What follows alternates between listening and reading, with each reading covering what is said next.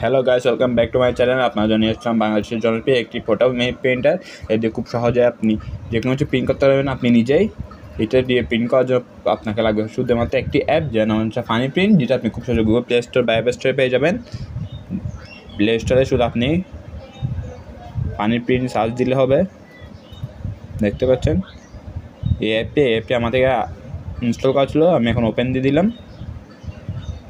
দেখছেন এটা add device খুঁজতেছে। তো আমি প্রথমে এটা প্রিন্টারে চালু করে নেব। এখানে একটা অন অফ বাটন আছে, এটা 2 সেকেন্ড চার্জ দিয়ে ধরবো।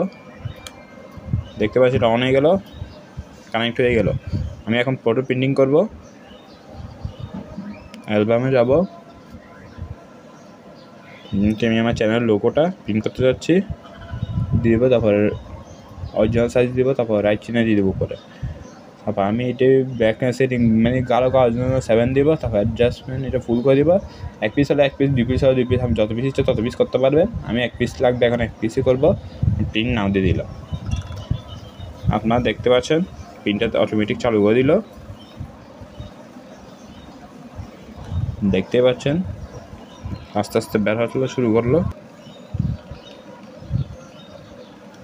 দেখতে পাচ্ছি এটা বের করে দিল।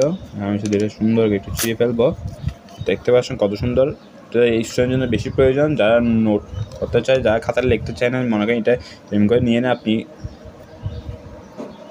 আপনি কোনো গুরুত্বপূর্ণ গান দিয়ে লাগায় পিছনে এম করে ট্যাগ করে লাগাই দিতে পারেন। এটি বাংলাদেশে এখন খুবই জনপ্রিয়, আপনি এটি ইউজ করতে পারেন। সো গাইস, এই ছিল আজকে ভিডিও। ধন্যবাদ।